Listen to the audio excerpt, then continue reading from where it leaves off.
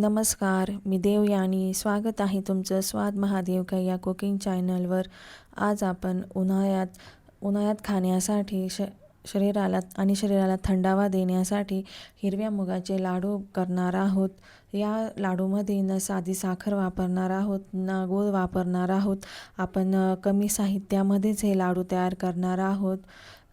अतिशय हेल्दी असे हे हिरव्या मुगाचे लाडू कशा प्रकारे तयार केले आहेत, चला तर मग वेळ न घालवता आपण रेसिपीला सुरुवात करूया.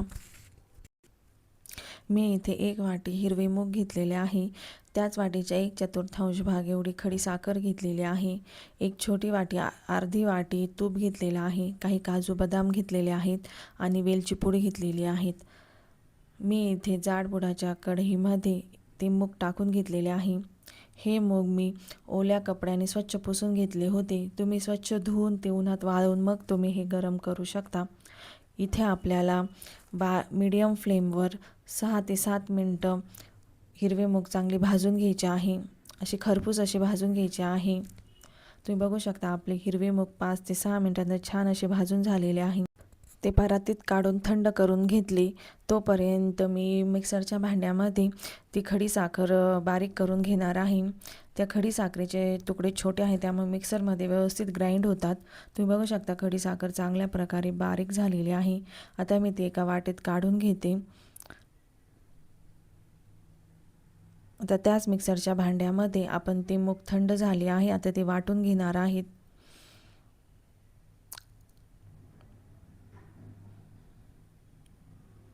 तुम्ही बघू शकता आपले हिरवे मूगचं पावडर व्यवस्थित बारीक झालेली आहे. आता मी इथे पुरणाची चाळण घेतलेली आहे आणि त्याने मी ते चाळून घेणार आहे. जर आपले काही जाडसर दाणे शिल्लक असेल ते वरच्यावर राहून जातील. तुम्ही बघू शकता थोडेसे काहीतरी दाणे शिल्लक राहिलेले आहेत. आता मी त्याच कढईमध्ये 2 चमचे तूप घेतलेलं आहे. तूप चांगल्या प्रकारे गरम झाल्यानंतर त्यामध्ये मी काजू बदामाचे तुकडे गुलाबीसर होईपर्यंत भाजून घेणार आहे. त्याने आपले लाडू जास्त दिवस जरी राहिले तर खराब होत नाही. काजू बदामाचे तुकडे भाजून झाल्यानंतर मी उरलेलं तूप त्यामध्ये टाकून घेतलेलं आहे.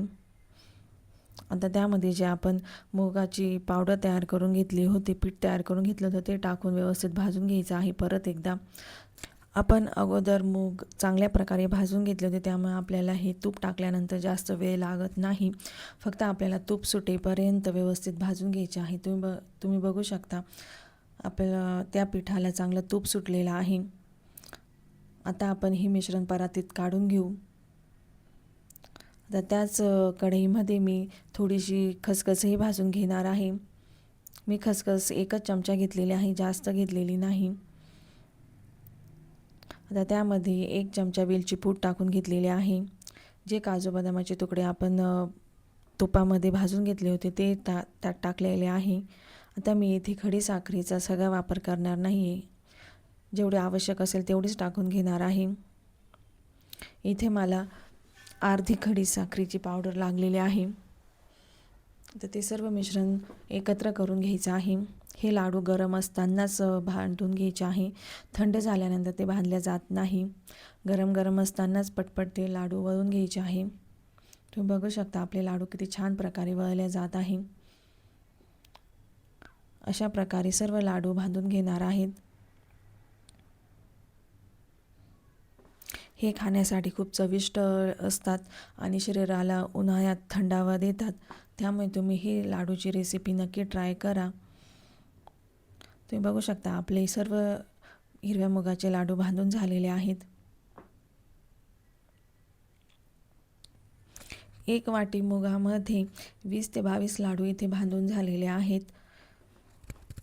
तुम्हाला जर ही माझी रेसिपी आवडली असेल तर लाईक करा, शेअर करा, सबस्क्राईब करा आणि कमेंट करून नक्की कळवा. आणि हा व्हिडिओ पूर्ण बघितल्याबद्दल धन्यवाद.